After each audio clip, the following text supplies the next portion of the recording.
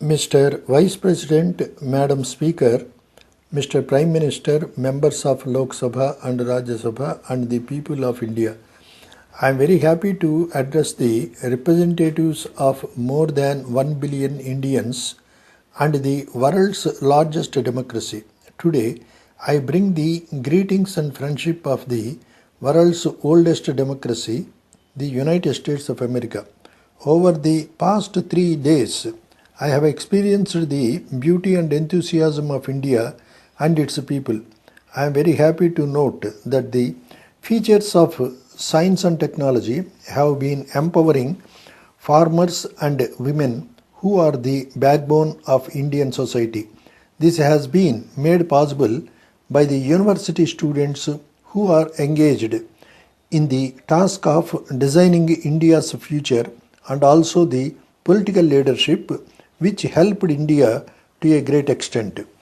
I have been touched by the great reception and the hospitality for which Indians are well known. On behalf of myself and on behalf of the people of United States of America, I convey my deepest thanks to the people of India. I am not the first American president to visit India, nor will I be the last, but I am proud to visit India as a policy decision of my administration.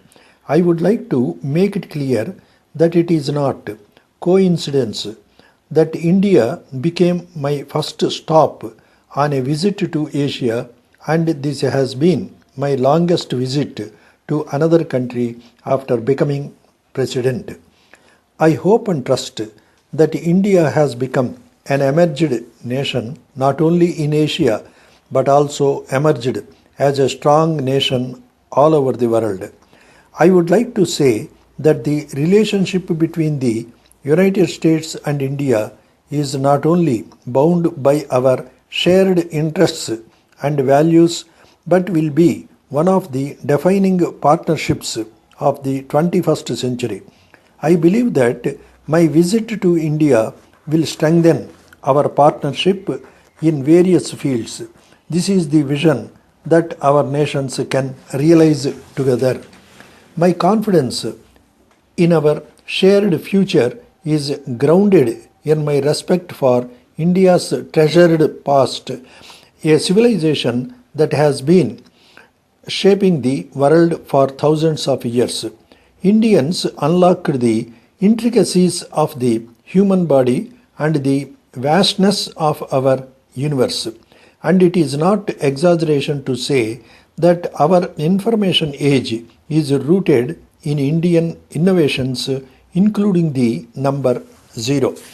India has not only opened our minds but expanded our moral imagination. Therefore, my visit to your country has held special meaning. Throughout my life, I have drawn great inspiration from the life of Gandhiji and in his simple lesson to seek the change in the world. United States of America admires the way Gandhiji summoned the Indians and championed the philosophy of non-violent resistance, the only logical and moral approach in the struggle for justice.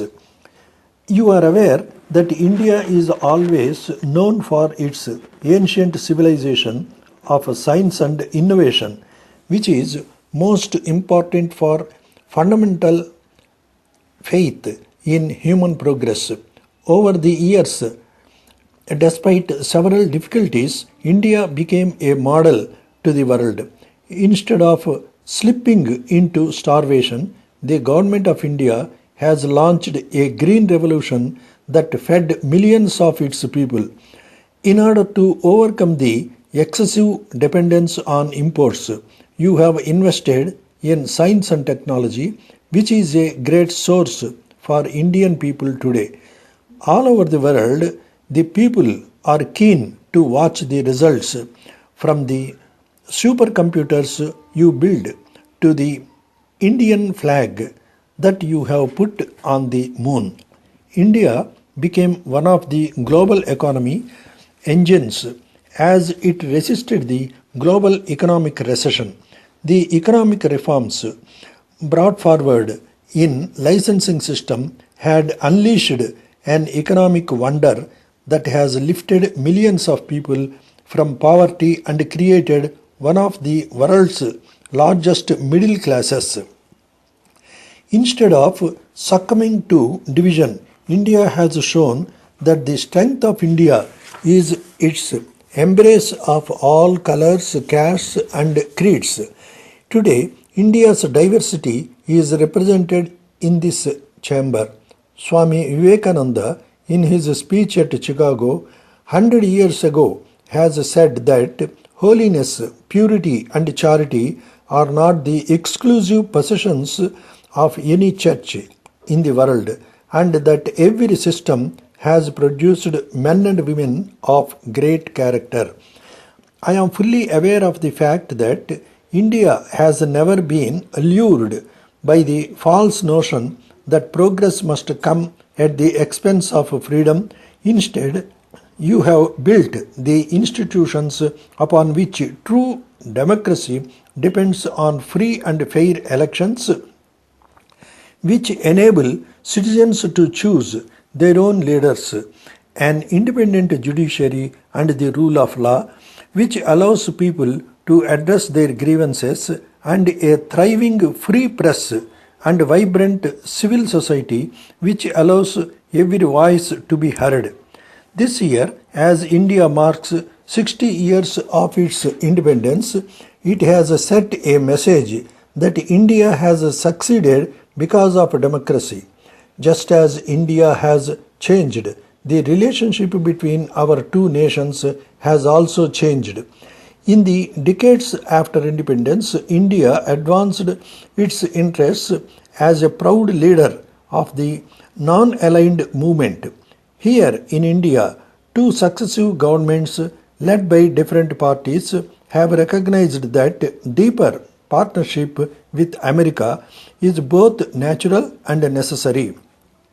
In the United States, both of my predecessors, one Democrat, one Republican, worked to bring us closer, leading to increased trade and commerce and landmark civil nuclear agreement. In order to advance these interests, my country is committed based on mutual interest and mutual respect. With these words, I conclude.